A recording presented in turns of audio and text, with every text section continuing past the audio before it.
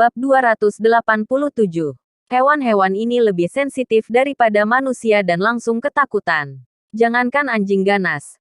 Bahkan jika singa dan harimau merasakan aura pembunuh pada Nathan, mereka akan berbaring di tanah dalam ketakutan dan menyembah.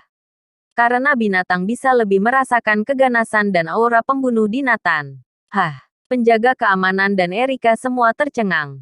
Ada apa dengan anjing-anjing ini? Kenapa kalian masih diam? Habisi dia, Erika dan Lucy berkata bersamaan. Dalam sekejap, lebih dari puluhan penjaga keamanan maju. Bang, bang, Nathan meninju dan menendang satu persatu. 30 detik kemudian, lebih dari puluhan penjaga keamanan tergeletak di tanah dan mengerang. Penonton tercengang. Anak muda ini hebat, juga kuat. Para penonton bertepuk tangan. Penjahat ini patut diberi pelajaran. Erika dan Lucy semuanya ketakutan. Nathan datang ke Erika dan menariknya ke bawah. Kenapa? Kamu tidak punya kaki. Harus dibopong orang kemana-mana. Nathan bertanya. Erika ingin membantah. Tetapi melihat mata Nathan yang menakutkan, dia menutup mulutnya.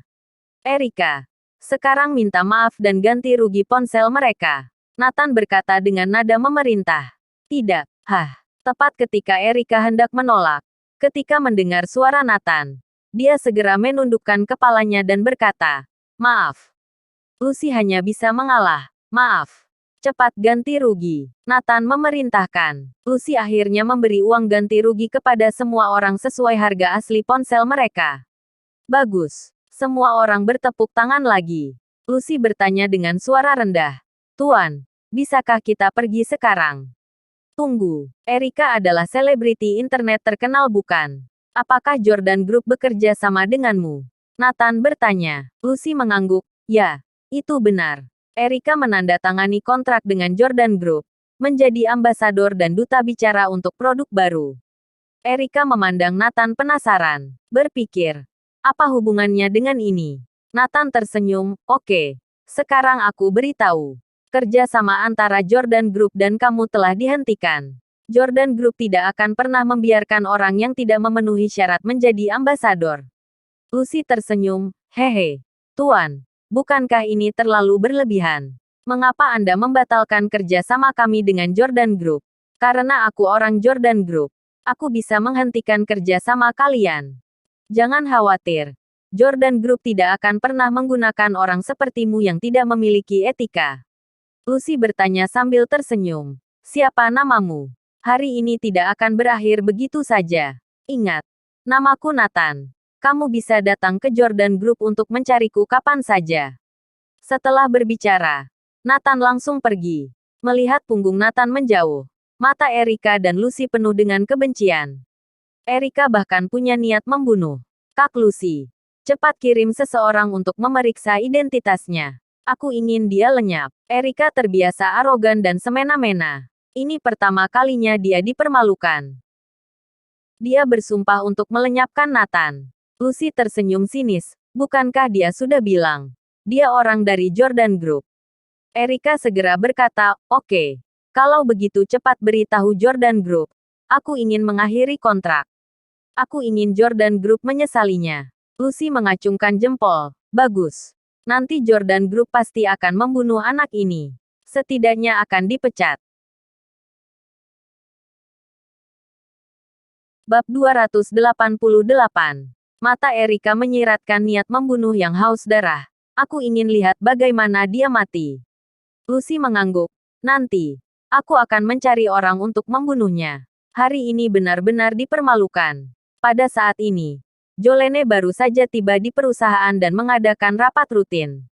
Tiba-tiba sekretaris berlari dengan gugup. Direktur Jolene ada berita buruk. Infinity Entertainment baru saja menelepon dan mengatakan bahwa Erika ingin memutuskan kontrak dengan kita. Tidak menjadi ambasador dan duta produk baru kita lagi. Ekspresi para eksekutif yang hadir berubah. Cepat dan hubungkan aku dengan Mas Lucy. Manajer Erika. Jolene segera berkata. Ada apa Direktur Jolene? Setelah panggilan terhubung, Lucy mencibir. Jolene dengan senyum berkata. Manajer Lucy. Aku ingin bertanya kenapa memutuskan kontrak. Bukankah kita sudah membicarakannya? Hehe. Direktur Jolene mungkin juga belum tahu. Ada seseorang dari Jordan Groupmu memutuskan kontrak kami. Kami juga tidak bisa tebal muka terus bekerja sama dengan Jordan Group. Kami hanya dapat mengakhiri kontrak itu sendiri. Lucy mencibir. Jolene menggertakkan giginya dan bertanya, bisakah manajer Lucy memberi tahu aku siapa yang ingin memutuskan kontrak? Kalau begitu dengarkan baik-baik, Nathan. Dia tidak hanya ingin membatalkan kontrak kami, tetapi juga memukuli penjaga keamanan kami dan menghina Erika di depan umum. Jadi kami membatalkan kontrak. Kami juga tidak akan bekerja sama dengan perusahaan Anda di masa depan. Selamat tinggal. Lucy menutup telepon tanpa memberi Jolene kesempatan untuk berbicara. Duar. Setelah menutup telepon, Jolene terkulai lemas di kursi. Apa yang terjadi Direktur Jolene? Semua orang bertanya dengan curiga. Nathan yang menyinggung Erika. Sekarang mereka telah membatalkan kontrak. Sudah tidak mungkin. Jolene tampak putus asa. Bagaimana ini? Besok sudah mulai mempublikasikan produk secara serempak. Erika adalah orang yang paling penting. Ya, besok. Apa yang harus kita lakukan? Eksekutif tinggi lainnya berkata satu demi satu. Tampak khawatir. Jolene berdiri. Aku akan membicarakannya lagi. Ketika mereka sampai di koridor, Nathan kebetulan datang dan bertemu muka dengan Jolene. Nathan, lihat perbuatan baikmu. Jolene meraung. Aku kenapa? Kenapa? Kamu menyinggung Erika. Perusahaan telah mengakhiri kontrak sekarang. Ambasador terpenting kita hilang. Mata Jolene hampir mencuat keluar. Nathan tersenyum. Orang seperti itu lebih baik diputuskan kontraknya. Perusahaan kita tidak akan dipermalukan. Jolene berkata dengan marah. Apa kamu tahu? Setelah Erika mengakhiri kontrak, berapa besar kerugian kita? Selain publisitas akan berkurang, kita juga kehilangan uang 20 miliar. Aku beritahu. Etika Erika itu sangat buruk, tidak bermoral. Mengundang orang seperti itu menjadi ambasador kita akan mempermalukan produk kita. Nathan menceritakan garis besar yang terjadi pada Jolene. Aku juga sangat marah mendengar hal seperti itu.